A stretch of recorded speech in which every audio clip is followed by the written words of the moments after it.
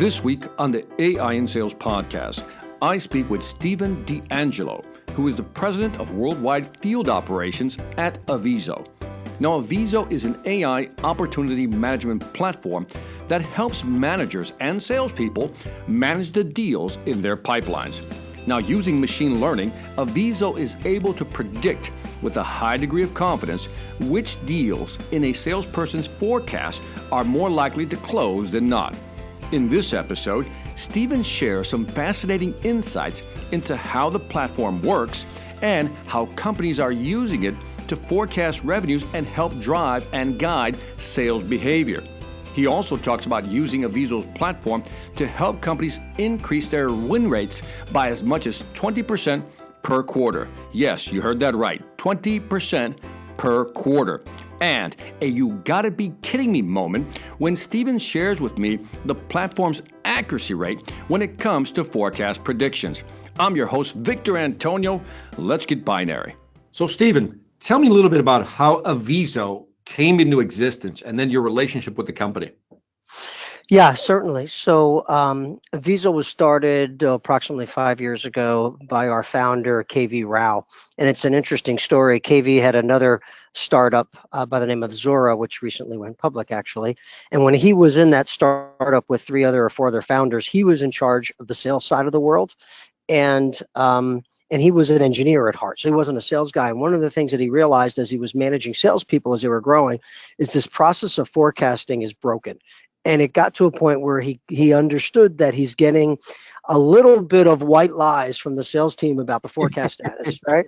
So he went to one of his friends who was a quant expert and said, "Is there a way that we can, write some algorithms around sales activity, sales process in order to have a determining factor whether or not there's a likelihood of a deal closing?" Now, and I just mentioned a few items, but there was thousands of items that they wanted to look at. Long story short, they start building this out. He started using it for Zuora, and lo and behold, he was starting to get 95% accuracy. And then it got to the point where Zuora was moving in and bringing in other business management. He said, "You know what? I'm going to go start a new firm, and I'm going to do this and bring this to market." And that's how it started. And he ran the business for, let's call it like 3 years. And then they brought in Michael Locke, who was the CEO. Typical transition, founder in an area where they run the business for a while, and then they bring in a business CEO. And then Michael and I had worked before, so he brought me in as president of field operations. So that's my role, and that's how it started. And we're doing some great things with the area of AI and applying it to the whole sales process and forecasting. For my listeners, Stephen, give me some, give me a tangible example, one of those before and after stories. Hey, we found this company. Here's what they were struggling with, obviously getting accurate forecasting. Here's kind of what we did, and here have been some of the results. Do you have one of those stories for me? Yeah, of course. We're fortunate. We've got quite a few. We've got clients like I said, Zuora, MongoDB, Glassdoor, MicroStrategy, Dell. Let me use Dell. Everyone knows Dell, huge global corporation. Dell EMC, their renewals business, they were struggling with the whole forecast process. Really, a couple of parts of it. The first part of it was just the administration part because they were using spreadsheets and it was very cumbersome. So the efficiency was very low. And then, of course, forecast accuracy. Forecast accuracy was very low. And when we sat down with them in the beginning and we looked at what their forecast accuracy was, it fluctuated. Some quarters it was okay. Other quarters, it was like 60% accuracy, not that great. And they had to solve this problem. So we implemented Avizo. And not only did we streamline the whole process where they've eliminated spreadsheets, everything now is done through our collaborative platform, and we've been giving them over 90% accuracy each quarter. Then they also received another benefit. They changed the way in which they are doing all of their forecast calls and all of their pipeline reviews, because now they're using the AI insights about the status of their deals and how to improve the percentage of winning the deals. So conversations are much more productive during forecast calls and pipeline reviews. So there's a great scenario where a company as advanced as Dell is really was struggling with this process. Now they utilize our solution and have changed the game. Love it. Give me an ideal profile of a client that would use your product. Like, when you guys go to market, says, Victor, this is the profile of an ideal client for us. So for my listeners, if they own a small, medium-sized, or large enterprise business that they're in, who would use your product? Who's your best fit? Yeah, best fit are larger, complex, multinational companies.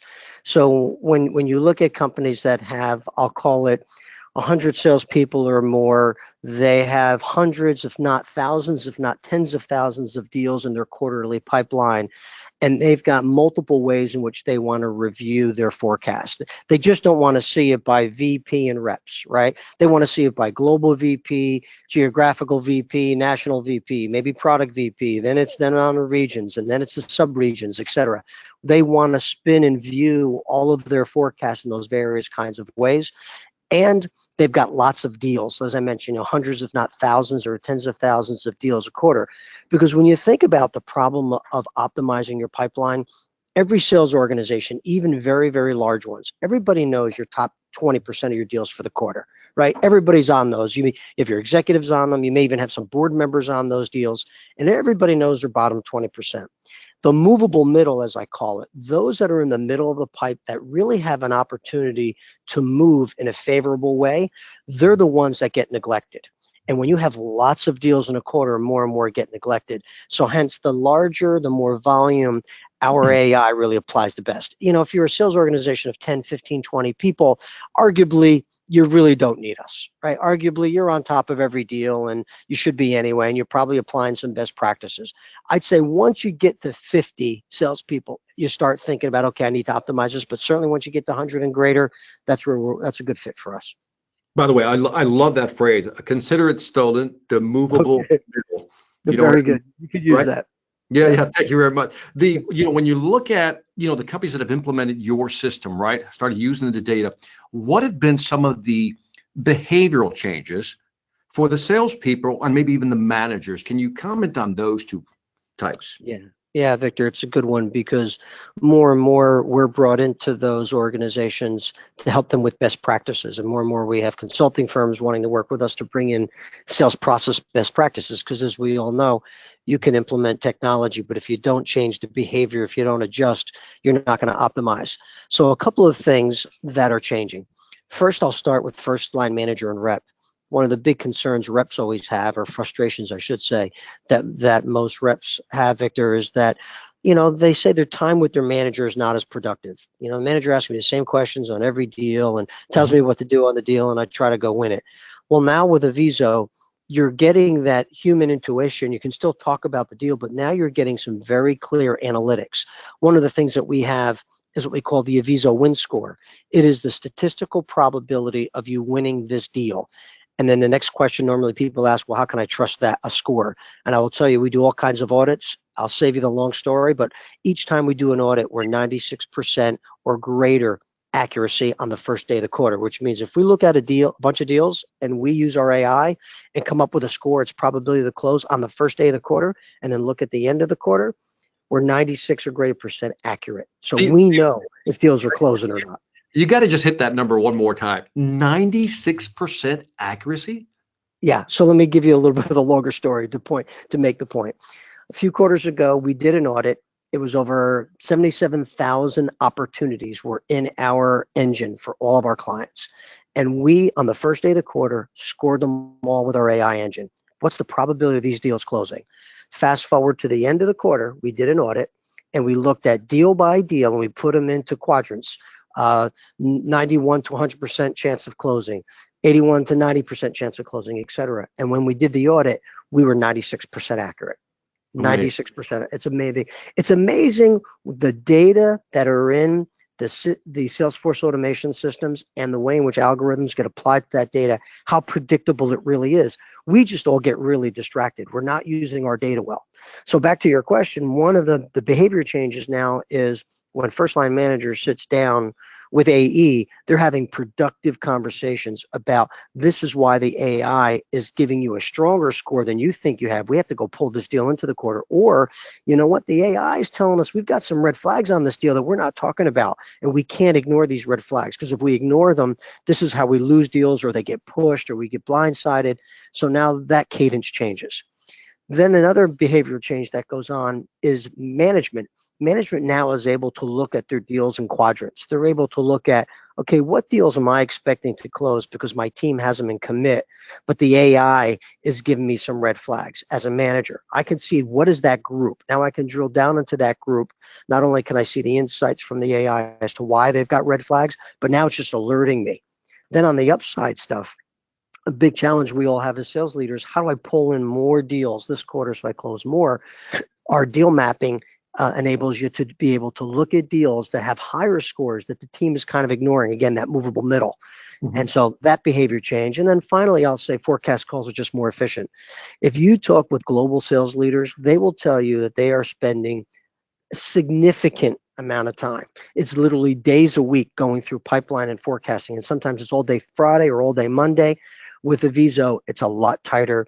I would say, and very often we're cutting 30, 40, 50% off of those forecast calls because the data's there and they're managing it more tightly. So there truly are behavioral changes, and some of those we help implement. Some of these behavioral changes are implemented by some consultants as well.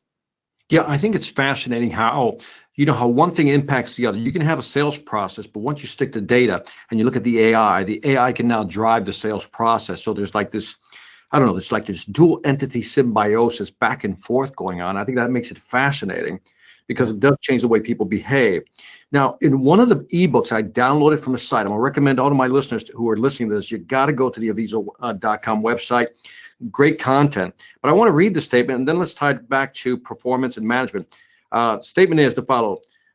They use the Avizo AI-powered opportunity platform to close, on average, 20% more deals per quarter. That's companies that are using this. They're talking about Dell, EMC, Splunk, RingCentral. And so talk to me a little bit about that, how they're actually increasing their deal closure per quarter. Yeah. So all the things that we just spoke about having higher quality deal reviews because the AI is providing insights about those deals, using our deal maps so we can pull in more deals and get better results of the movable middle, being more efficient on my deal selection with the AI. That's another big thing. When you look at great top performing salespeople, one of the things they do really well, they pick the right deals. They invest their time on the right deals, and our AI allows all salespeople to do that better. So when you combine all of those things, yes, we're helping sales organizations close 20% more deals with us than they did before us, which is obviously a huge value prop. Yep. I got a tough question for you. I don't know if you'll be able to answer this one, but take a shot at it. I interviewed two CEOs from two separate AI companies, not competition, but they basically said something interesting, that when salespeople are out in the field having conversations, Stephen, they said only 5% of that conversation, that data, gets captured in the CRM, which in my mind obviously is a big hole, right? Mm-hmm. Can you speak to that? The fact that we're not capturing that data, but yet you're still able to have a 96% accuracy rate. I'm trying to resolve those two statements right there. Yeah. So, it's just one man's view, my experience. I don't think it's that low. I don't think it's 5% is being captured. Is there a need for more data in the CRM? Yes, there is.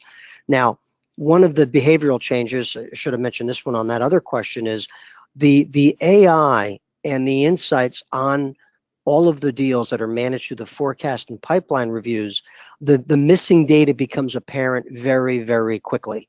Going back to Dell, Jay Flanagan, who runs sales operations there, he would say that when they started with Avizo and they would have their forecast calls and they would bring up Avizo and they start talking about the data that is there and the data that's not there, they got salespeople that were stuttering on the other end of the phone.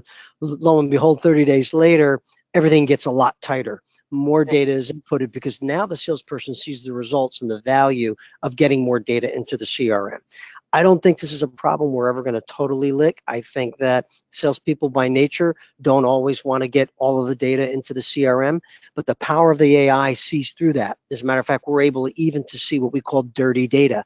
We're able to see when data in a particular deal just doesn't look right. And we surface that so that managers, AEs can adjust it. So I think there's always improvement, but the power of the AI is the data does not have to be totally clean.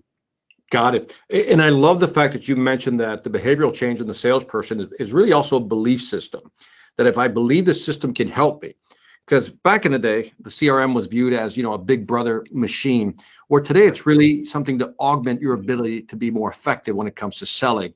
And just that shift itself will want people, want salespeople to want to actually put more data in the system. One of the things I'm always interested in is, you're looking at all this data, this massive amount of data from all these different companies and the size. I mean, you're talking global companies here, right? Right. What are some of the insights in selling or closing deals that you've been able to extract from, some of these deals, like, just aha moments for you, like, wow, I didn't know that. Yeah, yeah. So a couple of the insights, for example, and some of the guidance that we provide, we're looking at things like how long is a deal that's being sold to a certain kind of industry by a certain salespeople in a certain geographical region, and the company's certain kind of size. I mean, literally thousands of iterations about the deal, and we look at how long does it go through each of the sales stages, how long or how much does it get delayed in a particular stage, and where does that create a correlation to be able to say to the rep, okay, this deal has been in stage 3 too long if you want to get this closed. As you move it to your stage 4, you have to get that move through stage 4 in 33 days or less, and that'll improve your probability of getting the deal. So when you get that kind of guidance, you now have something that's actionable. When you look at dollar values of deals, as dollar values of deals, again, based on what's being sold, what product to what company and what industry, et cetera, it looks at how do those dollar ranges fluctuate? Do they go up? Do they go down? They stay consistent? Where in the sales cycle are they going up or going down? And again, it provides insights and guidance as to how you should adjust your selling approach in that area. It looks at things like who in the power-based or decision cycle are you speaking with? What does that look like? So it's literally looking at every single data element that's in every opportunity within your CRM. So that's an important thing to think about, that what our AI does is it goes and takes a snapshot every, let's call it 5 minutes, of every data element of every opportunity, and then applies our algorithms constantly in order to be able to come back and say, here's the guidance, here's the score of the deals, here's what the forecast is going to be. So it really manages this data extremely tightly. Yeah, it seems from what you're describing that your system, the way it has to slice and dice the information is very flexible. Even if you have a very complex, I guess, organization and process, that seems to be one of Avizo's major unique selling propositions. True statement? True statement. True statement. I often say to clients, your data knows if the deals are getting done or not. You just don't know, and you're not looking at the data the right way. With Avizo, you end up knowing what your data knows. So when you're selling this to a company, and I'm going to start winding down rather, when you're selling this to a company, what does a company need to do or have to be prepared to work with a company like yours? In other words, what type of staffing do they need? Do they need 20 quants, data scientists? What do they need? Yeah. They need nothing in addition to what they have today. They don't need any data scientists. They don't need any data analysts. They don't need any of that. So here's basically how an implementation goes. We get access to their Salesforce instance or their CRM instance, whether it's Microsoft Dynamics or Oracle, whichever, and we get an access point. And what we do is we go and extract 2 years of history of every data element of every opportunity that was won, lost, and pushed.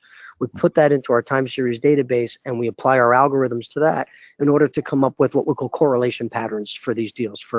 Just to simplify it, we create these correlation patterns. And then when you go live, we're taking a snapshot every 5 minutes of every data element of every opportunity, applying those same algorithms and correlation patterns. So really what you're doing, if you're a user of Avizo, you're a sales operations person, you're looking at our dashboards and our reporting and our insights. If you're a salesperson in AE, you're looking at the same thing. If you're a manager, you're looking at the forecast grids, you're looking at the deal reviews, you're looking at the deal maps, right? There is no need for a quant, no need for an AI person, no need for any additional IT people. And we're typically live and running 60 days. Some are more complex. It takes 90 days. Some are very much quicker, 30 days. So this is not a heavy lift of a long implementation. So we actually run free pilots to prove out to companies to say, you give us 1 quarter and we will show you the difference. We're doing that right now with MicroStrategy. MicroStrategy, it was a long sales cycle we had with them. They're great people, just had a lot of distractions. They gave us 1 quarter, and they are loving it. It's Josh's opportunity, and they are loving it. They give us 1 quarter, we prove it out, and that makes everybody believers. Wow, I love that summary. Can you give me an idea or an estimate of, how does Aviso shorten the sales cycle for some of these companies? What have you seen? Yeah, a combination of deal selection and then better execution. So, the first thing is, as we all know, you can spend forever on a deal and never get it because, it's just a bad deal. We pinpoint that very quickly so that sales reps, AEs, and managers can decide to pursue or not pursue much more quickly. So that's one way. And then again, when you're looking at all the insights and all the information that we're providing about a deal and the guidance on those deals, that streamlines the process. You're basically getting, B and C players get to perform more like A players. When you look at A players and how good they are reading a scenario and making the right decisions and executing well and, challenging prospects when they have to and loving prospects when they have to do that, A players do that innately. Your B and C players, which are most of the players that are out there, they struggle with seeing those things. Mm-hmm. We speed that up for them so they get they increase the rate in which they're closing deals.